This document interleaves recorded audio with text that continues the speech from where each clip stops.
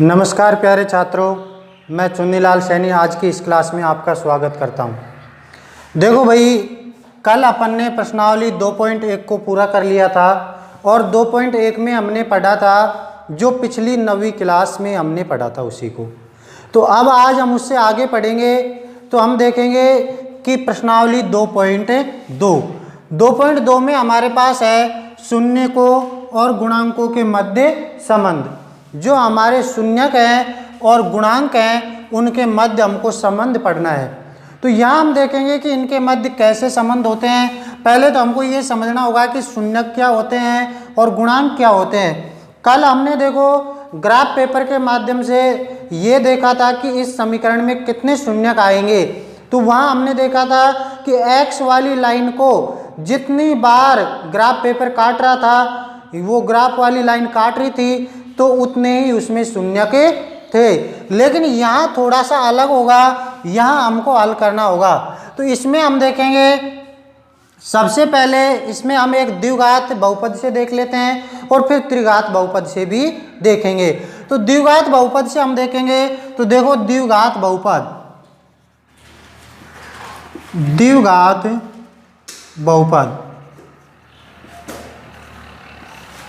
द्विघात बहुपद जो होता है उसे हम कह सकते हैं px। क्या कह सकते हैं हम? px। तो px अगर हम कहेंगे तो इसका जो बहुपद बनेगा वो बनेगा ax² plus bx plus c। यानी द्विघात बहुपद जो बनेगा वो हमारा इस प्रकार से बनेगा ax² plus bx plus c। अब यहाँ देखो कि x, यहाँ px हमने लिया है, ये x लिया है, तो यहाँ भी हमारे पास x आएगा। अगर यहाँ हम और कुछ लेते जैसे y लेते तो यहाँ भी हमारे पास y आता। तो ये चीज़ आप समझ गए होंगे कि p के साइड में जो हम लेते हैं x, इसका मतलब है कि जो हमारा बहुपद है उसमें भी x ही आएगा। तो यहाँ देखो भाई कि इधर हम देखेंगे, ये तो ले लिया हमने, लेकिन द्विघात बहुपद की हम बात कर रहे हैं। तो द्विघात बहुपद की बात कर रहे हैं, इसलिए हमारा a बराबर नहीं होना चाहिए 0। यानी a बराबर 0 नहीं होना चाहिए। क्यों नहीं होना चाहिए? क्योंकि भाई अगर a बराबर 0 हो गया तो यहाँ देखो ये समीकरण में हम देखेंगे तो देखो x² को जैसे ही हम 0 से गुणा करेंगे तो क्या आ जाएगा 0, और बहुपद में स्क्वायर नहीं रहेगा। यानी x² यहाँ से हट जाएगा। अगर यहाँ से x² ये हट जाता है तो ये द्विघात बहुपद नहीं रहेगा, क्योंकि फिर तो अकेला x रह जाएगा। x अकेला रहेगा तो कल आपने पढ़ा था वो क्या होगा, एक रेखिक समीकरण होगा। अगर हमारे बहुपद में घात 1 होगी तो वो रेखिक समीकरण होगा। अगर घात 2 होगी तो वो क्या होगा, द्विघात होगा। और अगर घात 3 होगी तो त्रिघात बहुपद होगा। तो ये सिंपल सी बात थी। अब यहाँ देखो कि इसको आपने समझा कि ax² plus bx plus c और a बराबर 0 नहीं हो। इसके अलावा यहाँ देखो जो x² है उसका गुणांक क्या आ रहा है हमारा a। अब यहाँ देखो इस चीज़ को समझो, गुणांक का मतलब हो रहा है जो गुणा हो रहा है। तो यहाँ देखो x² किससे गुणा हो रहा है, a से गुणा हो रहा है, तो ये इसका एक गुणांक हो गया। यहाँ देखो x b से गुणा हो रहा है तो x का गुणांक b हो गया। तो ये इस तरह से इनको हम क्या बोलते हैं, गुणांक बोलते हैं। अब ये बात आती है शून्यांक की। तो शून्यांक क्या होता है? शून्यांक वह मान होता है जो इस बहुपद को शून्य कर दे, जो इस बहुपद को क्या कर दे, शून्य कर दे। यानी x का वह मान जो हमारे बहुपद को शून्य कर दे तो वो उसका शून्यांक कहलाता है, जो हम आगे सवालों के माध्यम से पढ़ेंगे। अब यहाँ से आगे हम देखेंगे कि इसके अलावा इसका और कोई समीकरण बन सकता है क्या। तो यहाँ देखो हम इसको लिख सकते हैं px बराबर। तो यहाँ जैसे हमारे पास ये है ax², इसकी जगह आप लिख सकते हो शून्यकों का योग। सॉरी, शून्यकों का योग नहीं लिखेंगे यहाँ हम लिखेंगे ax²। यहाँ हम क्या लिखेंगे, ए एक्स स्क्वायर। अब ए एक्स स्क्वायर की जगह हम एक्स स्क्वायर भी लिख सकते हैं। तो यहाँ देखो एक्स स्क्वायर लिखेंगे, फिर माइनस शून्यकों का योग ब्रैकेट के अंदर, शून्यकों का योग क्या हो जाएगा, शून्यकों का योग। तो यहाँ देखो पी एक्स बराबर एक्स स्क्वायर माइनस शून्यकों का योग, शून्यकों का योग गुणा एक्स, प्लस सी की जगह हम लिख देंगे शून्यकों का गुणनफल, शून्यकों का गुणनफल, शून्यकों का गुणनफल, शून्यकों का गुणनफल। तो यहाँ हो गया देखो एक्स स्क्वायर माइनस शून्यकों का योग एक्स प्लस शून्यकों का गुणनफल। अब यहाँ देखेंगे हमें कि जो हमारे शून्यक होते हैं ना, उनके लिए एक फिक्स नाम दिया गया है, वो दिया है क्या, एल्फा और बीटा। क्या नाम दिया है, एल्फा और बीटा। यानी द्विघात बहुपद हमारे पास है तो हमारे पास दो शून्यक आएंगे। देखो ये भी फिक्स होता है कि जैसे रेखिक समीकरण है तो उसमें क्या होता है, एक शून्यक आता है। जैसे हमारे पास द्विघात बहुपद है तो इसके दो शून्यक हमारे पास आएंगे। अगर त्रिघात बहुपद है तो उसके हमारे पास कितने शून्यक आएंगे, तीन शून्यक आएंगे। तो यहाँ देखो द्विघात बहुपद में दो शून्यक आएंगे, एल्फा और बीटा। इनको क्या नाम दे दिया भाई, एल्फा और बीटा। तो जैसे हमने अल्फा और बीटा नाम दिया तो यहाँ पी एक्स को हम एक फॉर्मेट में और लिख सकते हैं, पी एक्स बराबर एक्स स्क्वायर माइनस, अब यहाँ शून्यकों का योग, ये हमारे शून्यक हो गए, क्या हो गए, शून्यक हो गए। तो शून्यक ए अल्फा और बीटा है तो हम यहाँ लिख सकते हैं alpha plus beta x plus शून्यकों का गुणनफल यानी अल्फा बीटा। यानी हमारे द्विघात बहुपद है, हम इसको इस तरह भी लिख सकते हैं। अब ये इस तरह से लिख दिया। तो यहाँ से आगे देखो एक चीज़ आपको याद रखने के लिए और है, जो आपको इसको नोट डाउन करना है। यदि एफ एक्स कह दो या पी एक्स कह दो, कोई खास फर्क नहीं पड़ता है, a x square plus b x plus c एक द्विघात बहुपद है। जैसे ये हमारे पास द्विघात बहुपद हो गए, यहाँ हमने देखो यही लिख रखा है, द्विघात बहुपद है एफ एक्स बराबर जीरो, यानी इनके बराबर में अगर हम क्या मान ले, जीरो, यानी यहाँ बराबर में क्या ले ले, जीरो। ए बराबर जीरो नहीं हो तो यहाँ ए बराबर जीरो तो है ही नहीं, सीधी सी बात है। तो ये द्विघात समीकरण कहलाता है। तो यानी हम आगे देखेंगे कि ये द्विघात समीकरण कैसे होगा, यानी बराबर में जीरो लगते ही ये द्विघात समीकरण हो जाता है। द्विघात समीकरण और द्विघात बहुपद में कोई ज़्यादा फर्क नहीं है। समझ में आ गई बात। तो यहाँ से आगे हम देखेंगे, देखो भाई अभी हमने जो समझा था उसके बाद में हम आगे की चीज़ों को उदाहरण नंबर 2 के माध्यम से समझेंगे। उदाहरण नंबर 2 के माध्यम से समझेंगे। यहाँ देखो दे रखा है द्विघात बहुपद x square plus 7x plus 10 के शून्यक ज्ञात कीजिए और शून्यकों तथा गुणांकों के बीच संबंध की सत्यता की जांच कीजिए। तो जैसे यहाँ उदाहरण नंबर 2 है, तो अब जैसे हम पिछले सवाल में कह रहे थे कि समीकरण को शून्य कर दे तो वो शून्यक होते हैं, तो उन शून्यकों को भी हम यहाँ ज्ञात करके देखेंगे और जो गुणांक है उनको भी हम ज्ञात करके देखेंगे और शून्यकों और गुणांकों के मध्य जो संबंध होते हैं उनको भी हम यहाँ ज्ञात करके देखेंगे।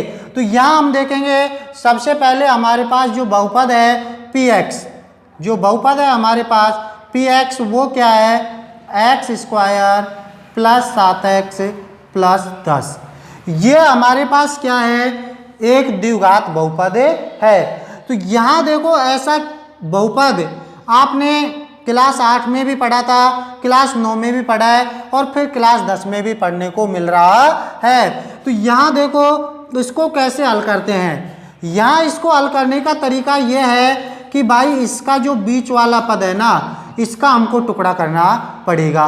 लेकिन टुकड़ा कैसा करना पड़ेगा, टुकड़ा ऐसा करेंगे कि यहाँ देखो इनको प्लस और प्लस या माइनस करने पर तो 7x आए, लेकिन जो हमने टुकड़े किए हैं उनको गुणा करने पर इन दोनों के गुणनफल के बराबर आना चाहिए। तो इन दोनों का गुणनफल क्या हो जाएगा, 10 गुणा एक्स स्क्वायर बराबर 10x स्क्वायर, यानी जो हम टुकड़ा करेंगे वो क्या आना चाहिए, 10x स्क्वायर।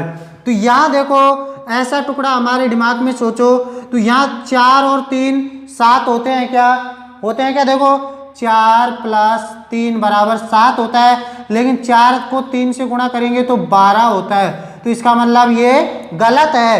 हम सीधा सीधा देखेंगे तो यहाँ देखो 5 गुणा में 2, 5 दूनी 10 होता है क्या, होता है ना भाई। तो यहाँ देखो 5 दूनी 10 होता है और 5 + 2 बराबर क्या होता है, 7। 5 + 2 बराबर में क्या होता है, 7। तो गुणा करने पर 10 आ गया, जोड़ने पर 7 आ गया। तो यहाँ हम लिखेंगे देखो x square plus 2x plus 5x plus 10।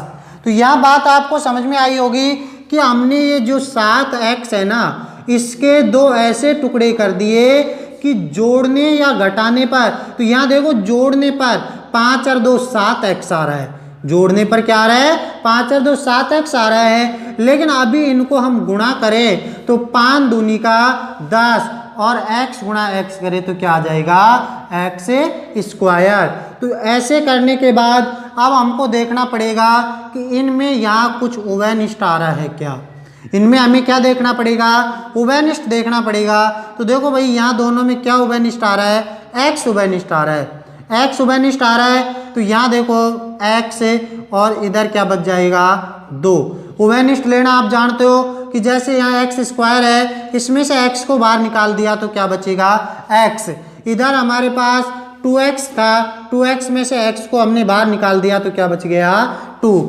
फिर प्लस का चिन्ह लगाओ, यहाँ देखो 5 है तो इधर 10 है, यहाँ 5 और 10 है, तो दोनों में हमारे पास उभयनिष्ठ क्या आ रहा है, 5। तो देखो यहाँ बच जाएगा x प्लस 5 दूनी का 10।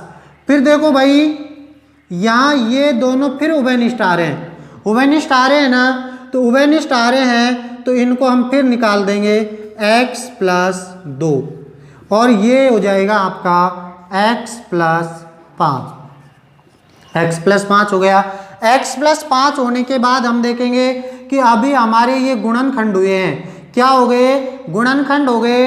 तो गुणनखंड होने के बाद हमको तो इनके शून्य ज्ञात करने हैं, शून्य ज्ञात करने के लिए हमें क्या करना पड़ेगा, बराबर में शून्य आना चाहिए, यानी इनका योग करने पर क्या आना चाहिए, बराबर में शून्य। तो बराबर में शून्य आएगा तभी तो हम शून्य ज्ञात करेंगे। तो यहाँ देखो भाई x प्लस 2 बराबर में 0, 0 को ही तो शून्य बोलते हैं, तो यहाँ ये हो जाएगी 0। इधर हम दूसरे में भी देखते हैं तो x प्लस 5 बराबर 0।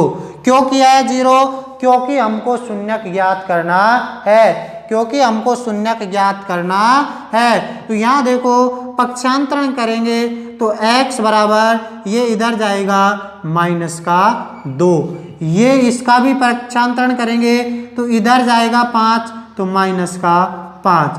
तो यहाँ हम देखेंगे कि जो हमारा px है, जो हमारा बहुपद है, उसके हमारे पास 2 गुणनखंड आ गए, सॉरी गुणनखंड नहीं, ये शून्यक आ गए, -2 -5। तो हम कहेंगे अतः px के 2 शून्यक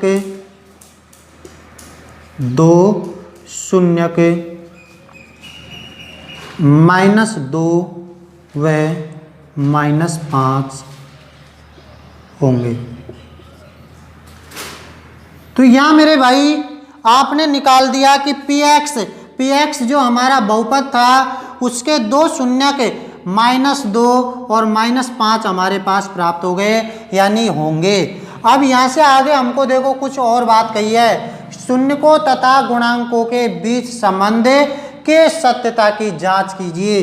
तो इसके लिए आप देखोगे, देखो पहले थोड़ी सी एक चीज समझो आप कि आपने जो px पढ़ा था, अभी अभी आपने जो पी एक्स पढ़ा था वो क्या पढ़ा था, a x square plus b x plus c, ये पढ़ा था आपने। तो ये पढ़ा था, तो यहाँ हम देखेंगे कि एक्स स्क्वायर का गुणांक जो होता है वो क्या होता है, ए होता है, एक्स का गुणांक क्या होता है, बी होता है, और जो अपना अचर पद होता है वो क्या होता है, सी। यानी ये जो सी होता है इसको बोला जाता है मेरे भाई अचर पद। क्या बोला जाता है भाई, अचर पद। तो एक्स स्क्वायर का गुणांक क्या कहलाएगा, ए कहलाएगा, एक्स का गुणांक क्या कहलाएगा, बी कहलाएगा, जो अचर पद आएगा वो क्या कहलाएगा, सी कहलाएगा।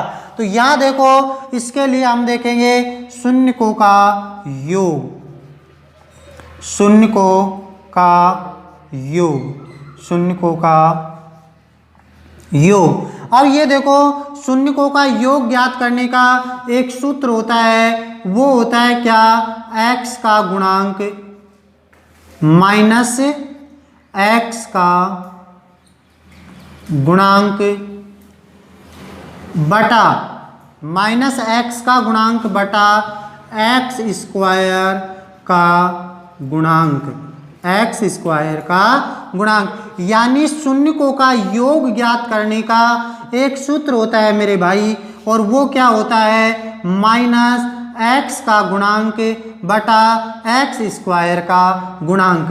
अब यहाँ देखो एक्स का गुणांक जो है वो क्या है, बी। क्या है भाई, बी। लेकिन हमारे सूत्र में माइनस का चिन्ह लग रहा है तो हमें लगाना पड़ेगा माइनस, बटा में एक्स स्क्वायर का जो गुणांक है वो क्या हो जाएगा, ए। तो हमारा एक सूत्र निकल के आता है शून्यकों का योग ज्ञात करने का, वो होता है क्या, माइनस का बी बटा में ए, माइनस का बी बटा में ए। एक दूसरा होता है शून्यकों का गुणनफल। क्या होता है मेरे भाई, शून्यकों का गुणनफल। तो यहां हम देखेंगे शून्यकों का गुणनफल। तो शून्यकों के गुणनफल में क्या आएगा, ऊपर आएगा अचर पद, ऊपर आएगा अचर पद, नीचे आएगा आपका एक्स स्क्वायर का गुणांक। ये याद रखना भाई कि जो हमारा ये एक्स स्क्वायर का गुणांक ए है वो दोनों कंडीशन में ही नीचे आएगा। एक्स स्क्वायर का गुणांक ए जो है वो दोनों कंडीशनों में ही नीचे आएगा। तो यहाँ हम देखेंगे अचर पद हमारे पास क्या है, सी बटा एक्स स्क्वायर का गुणांक क्या है, ए। तो मुझे उम्मीद है कि ये दोनों चीज़ें आपको अच्छी तरह से समझ में आ गई होगी। ठीक है भाई, तो यहाँ से आगे हम देखते हैं। तो देखो हमें जो सत्यता की जांच करनी है उसमें इन चीज़ों की जरूरत पड़ेगी। तो देखो सत्यता की जांच, सत्यता की जांच। तो सत्यता की जांच में आप देखोगे मेरे भाई कि हमें पहले तो बहुपद चाहिए। क्या चाहिए, बहुपद चाहिए। तो बहुपद हमारे पास क्या है, x square plus 7x plus 10, ये हमारे पास बहुपद है। और बहुपद को हम क्या कह सकते हैं, px। बहुपद को आप क्या कह सकते हो, px। तो px बराबर में हमारे पास आ गया x square plus 7x plus 10। तो यहाँ देखो इसमें a जो होगा वो क्या होगा, a बराबर एक्स स्क्वायर का गुणांक। तो एक्स स्क्वायर का गुणांक जब x के स्क्वायर है, ये एक्स स्क्वायर के गुणा में कुछ भी नहीं है। देखो एक्स स्क्वायर है और एक्स स्क्वायर के गुणा में कुछ भी नहीं है, तो गुणा में कुछ भी नहीं है तो क्या माना जाएगा, एक। क्या माना जाएगा, एक। जब कहीं भी गुणा में कुछ भी नहीं हो तो आप जीरो मत ले लेना, क्योंकि जीरो लेते ही तो वो मान ही जीरो हो जाता है। यानी किसी भी संख्या को अगर जीरो से गुणा करते हैं तो हमारा उत्तर जीरो प्राप्त होता है। इसलिए बहुपद में यानी जो हमारा ये एक्स स्क्वायर है इसके गुणा में कुछ भी नहीं है तो हमें क्या लेना पड़ेगा, एक। इधर हम देखेंगे b बराबर क्या हो जाएगा 7, और इधर हमें देखेंगे कि c बराबर क्या हो जाएगा 10।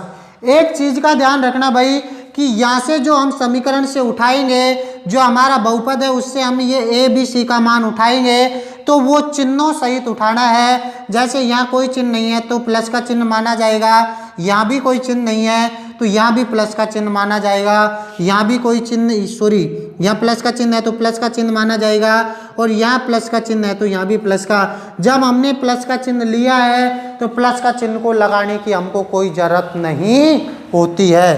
तो ये चीज़ आपको समझ में आ गई होगी। अब यहाँ से आगे हम देखेंगे कि जो ये चीज़ हमने लिखी है इनकी क्या ज़रूरत पड़ेगी। तो इनकी क्या ज़रूरत पड़ेगी, तो यहाँ देखो देखो यहाँ हम देखेंगे कि सत्यता की हम जांच कर रहे हैं, तो शून्यकों का योग। सबसे पहले हम क्या करेंगे, शून्यकों का योग, शून्यकों का योग। तो हमारे पास शून्य क्या है मेरे भाई, -2 और -5। -2 और -5 हैं, तो यहाँ देखो -2 प्लस -5। अब आप कहोगे कि सर यहाँ आपने जो ब्रैकेट लगाया है ये क्यों लगाया है, क्योंकि ये आपने छोटी छोटी क्लासों में भी पढ़ा है कि दो चिन्ह जो होते हैं ना वो एक साथ नहीं रहते हैं। अगर हमने दोनों चिन्हों को एक साथ कर दिया तो हो सकता है उनमें झगड़ा हो जाए। क्या हो जाए भाई, झगड़ा हो जाए। इसलिए इनको हमको अलग अलग करने के लिए ब्रैकेट में बंद करना पड़ता है। अब -2 प्लस -5 अगर इनका योग करते हैं तो हमारे पास आता है -7। क्या आता है मेरे भाई, -7। अब यहाँ हमने देख लिया कि एक्चुअली कंडीशन में हमने शून्यकों को जोड़ के देखा तो -7 आता है। लेकिन अभी हमने कुछ समय पहले एक सूत्र पढ़ा था शून्यकों के योग का, तो पुनः उसको लगाओ, पुनः शून्यकों का योग, शून्यकों का योग। तो शून्यकों का योग, तो शून्यकों का योग हमने अभी पढ़ा था क्या, -b/a। क्या पढ़ा था मेरे भाई, -b/a पढ़ा था। तो -b/a पढ़ा था। तो अब आपके पास -b का मान है क्या, b का मान है 7, माइनस हम लगा देंगे उधर, तो -7। a का मान हमारे पास क्या है, 1। a का मान हमारे पास क्या है, 1। तो यहाँ 1 लगाएंगे। जब हम यहाँ देखेंगे ऊपर माइनस का चिन्ह है, नीचे प्लस का चिन्ह है, क्योंकि अभी मैंने आपको अच्छी तरह समझाया है कि जब कोई भी चिन्ह नहीं होता है तो वो क्या माना जाता है, प्लस का चिन्ह माना जाता है। तो प्लस माइनस क्या हो जाएगा, माइनस हो जाएगा। 1 का भाग 7 में देंगे तो कितनी बार जाएगा, 7 बार जाएगा। तो यहाँ से आगे आप देखोगे मेरे भाई, तो देखो शून्यकों का गुणनफल, शून्यकों का गुणनफल, शून्यकों का गुणनफल। तो शून्यकों के गुणनफल के लिए अभी आपने जो सूत्र पढ़ा था वो क्या था, c/a। शून्यकों के गुणनफल का जो सूत्र हमने पढ़ा है वो क्या है, c/a। तो यहाँ देखो c आपके पास क्या है, लेकिन उससे पहले हम एक्चुअली कंडीशन में गुणनफल करके देखते हैं। पहले एक्चुअली कंडीशन में करके देखते हैं। तो -2 गुणा में -5, तो माइनस प्लस 5 दूनी का 10 हो जाएगा। अब हम पुनः लेंगे, पुनः शून्यकों का गुणनफल बराबर c/a। अब लेंगे हम, देखो c का मान 10 है, a का मान 1 है, तो c का मान हम लिखेंगे 10, a का मान 1 लिखेंगे, बराबर में 10। यहाँ देखो कि कई जगह आपको ऐसे भी लिखे मिलेंगे कि शून्यकों का योग बराबर ये होगा। तो शून्यकों के योग में देखो एक ही कंडीशन में यही पूरा कर दिया जाएगा कि इसी में इनको जोड़ दिया जाएगा और इसी में सूत्र लगा दिया जाएगा। लेकिन मैंने आपको अच्छी तरह से समझ में आने के लिए, यानी आपको कहीं भी कोई दिक्कत ना हो, इसलिए मैंने दोनों कंडीशन अलग अलग लिख दिया और अच्छी तरह से बता दिया कि इनको कैसे योग और सूत्र से कैसे योग करते हैं। तो यहाँ देखो भाई कि शून्यकों का योग हमने जो किया था वो -7 आया था। इधर हमने देखो सूत्र से किया है तो भी -7 आया है। इधर गुणनफल में हमने देखा तो क्या आया था, 10 आया था। और इधर सूत्र से जो गुणनफल किया है उसमें भी क्या आया है, 10। तो अतः हमारे शून्यक और जो गुणांक हैं उनके मध्य क्या है, संबंध सत्य है। तो नीचे हम एक लाइन और लिख देंगे, अतः शून्य को एवं गुणांकों के मध्य संबंध सत्य है। तो इस तरह से ये हमारा उदाहरण नंबर पूरा होता है 2। अब इसी प्रकार से आगे भी हम और सवाल करेंगे।